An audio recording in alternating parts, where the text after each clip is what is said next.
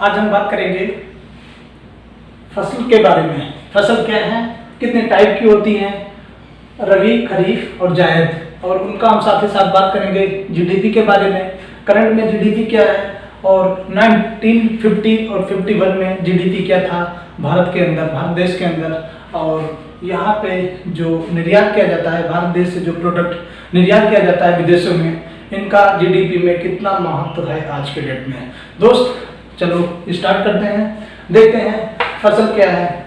सबसे पहले हम बात करेंगे फसल की।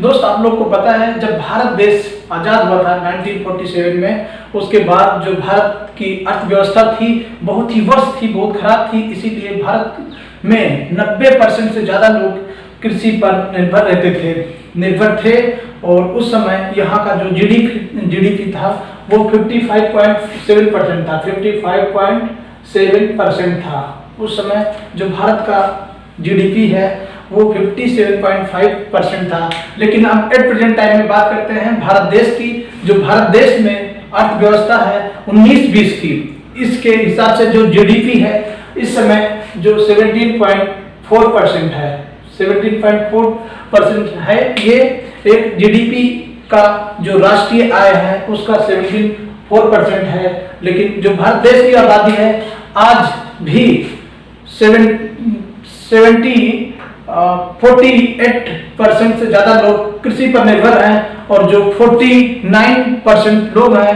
वो औद्योगिक और सर्विस क्षेत्र में हैं। क्योंकि जो भारत देश है आज के डेट में वो इंडस्ट्रियल एरिया और सर्विस सेक्टर में ज्यादा प्रोडक्शन होने की वजह से, रोजगार ज्यादा मिलने की वजह से, आमदनी ज्यादा होने की वजह से वो लोग रूरल से यानी गांव से जो शहर की ओर बढ़ते आ रहे हैं और यहाँ पे डिफरेंट टाइप्स के रोजगार उनको मिल रहा है। इसीलिए जो आर्थिक स्थिति है हमारे सर्विस सेक्टर कृषि की वो बहुत ही पुअर कंडीशन है और इसीलिए जो राष्ट्रीय आय है भारत देश की वो आज 17.4% है।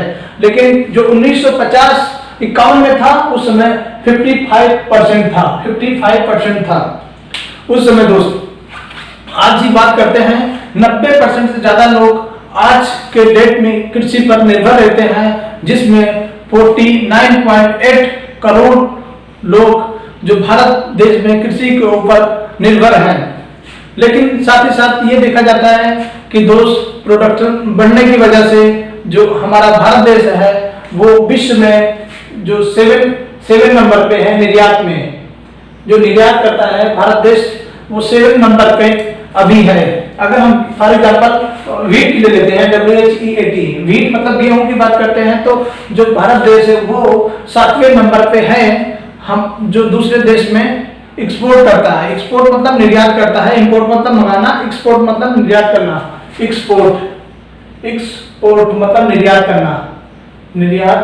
करना और इंपोर्ट IMPORT, इंपोर्ट मतलब आयात करना। दोस्त एक्सपोर्ट मतलब भेजना, मतलब किसी चीज को हमारे देश से बाहर देशों में भेजना, जैसे लखनऊ से या दिल्ली से दूसरे स्टेट में भेजना, ये हो गया एक्सपोर्ट करना।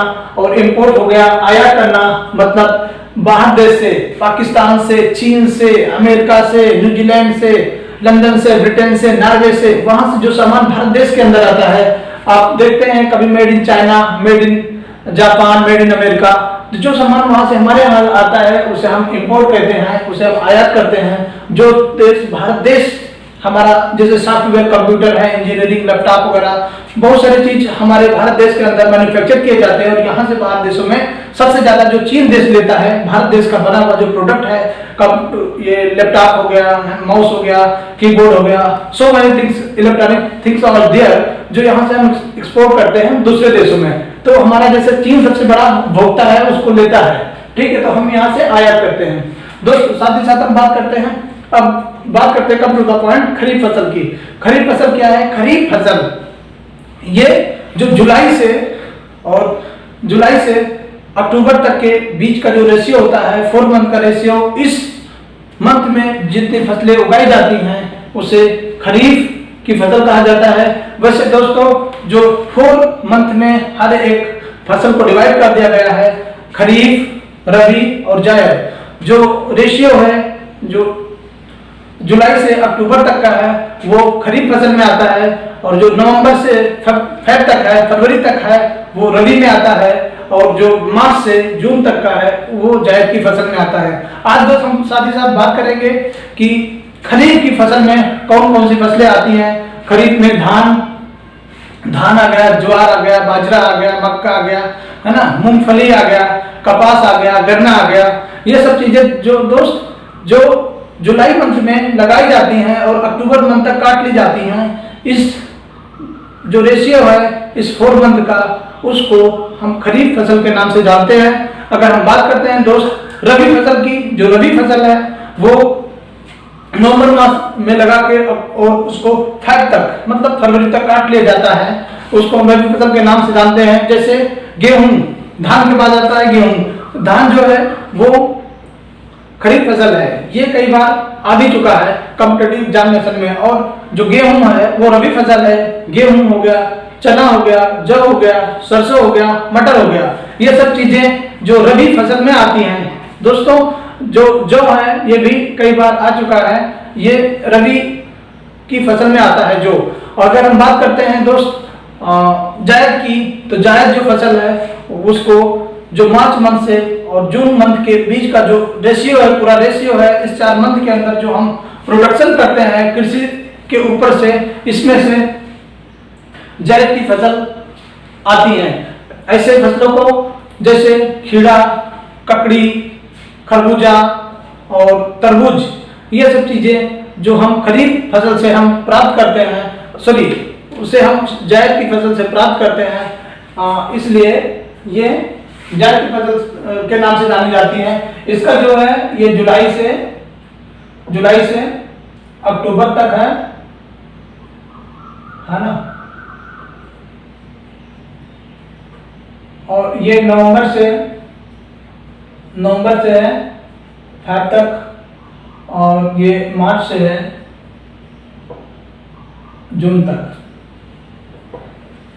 दोस्त ये सब चीजें याद करके रखना, ये बहुत सारे जो एग्जाम में कॉम्पिटिटिव एग्जाम में पूछे जाते हैं उनका टाइम रबी, खरीफ और जायद का। और अगर हम बात करते हैं दोस्तों जीडीपी का, जो भारत का जीडीपी है आज 2019 और 2020 का जो जीडीपी है भारत देश में वो 17.4%। जीडीपी मतलब ग्रॉस डोमेस्टिक प्रोडक्ट। ध्यान देने वाली बात यहाँ पे ये है दोस्त, ग्रॉस मतलब सकल, डोमेस्टिक मतलब घरेलू। जो सकल घरेलू प्रोडक्ट मतलब उत्पाद, जो सकल घरेलू उत्पाद है इसको हम राष्ट्रीय आय के नाम से जानते हैं, राष्ट्रीय आय के नाम से जानते हैं। राष्ट्रीय आय, राष्ट्रीय इनकम, राष्ट्रीय आमदनी जो इसके नाम से जानते हैं। अभी करंट सिचुएशन है जो स्थित है भारत देश का वो 17.4% है, लेकिन जो लोग जो 17.4% है ये राष्ट्रीय आय है, राष्ट्रीय आय। माफ कीजिएगा दोस्त बोर्ड थोड़ा छोटा है, ये 17.4% है। लेकिन जो भारत देश में अभी भी जो लोग पब्लिक जो सर्विस सेक्टर है, जो औद्योगिक क्षेत्र है, जो लोग इस क्षेत्र में रोजगार पा लिया है, इस सेक्टर में जो काम कर रहे हैं वो तो खेती करने जाते नहीं, वो इसी राष्ट्रीय आय का एक हिस्सा है जो इससे ही खाते हैं। जो औद्योगिक हो गया, ये इंडस्ट्रियल हो गया, और प्लस सर्विस जो इंडस्ट्रियल हो गया, सर्विस सेक्टर हो गया, हमारे जैसे लोग इसी राष्ट्रीय आय से ही खाते हैं। तो इसका जो 17.4% है, और जो इस रेशियो से 49% लोग हैं, वो 49% लोग हैं हमारे जैसे जो काम करते हैं इंडस्ट्रीज में और सर्विस सेक्टर में, तो वो लोग जो है इसी राष्ट्रीय आय का ही हिस्सा है, इससे ही खाते हैं 49% आज के डेट में। और पहले जैसा कि पहले मैं बता दिया था दोस्त, 2017 और 2018 में, सॉरी 1950 में जो भारत देश है, उस समय भारत देश का रेशियो था 55.7%। उस समय जो जीडीपी था, जीडीपी वो था 55.7%। दोस्तों लेकिन आज में 17.4% है। दोस्तों आज के इस वीडियो में बस इतना ही, और बाकी की वीडियो आप देखते रहिएगा और पढ़ते रहिएगा, हंसते रहिए, मुस्कुराते रहिए और खूब एंजॉय भी करते रहिए। थैंक यू, बाय बाय, जय हिंद।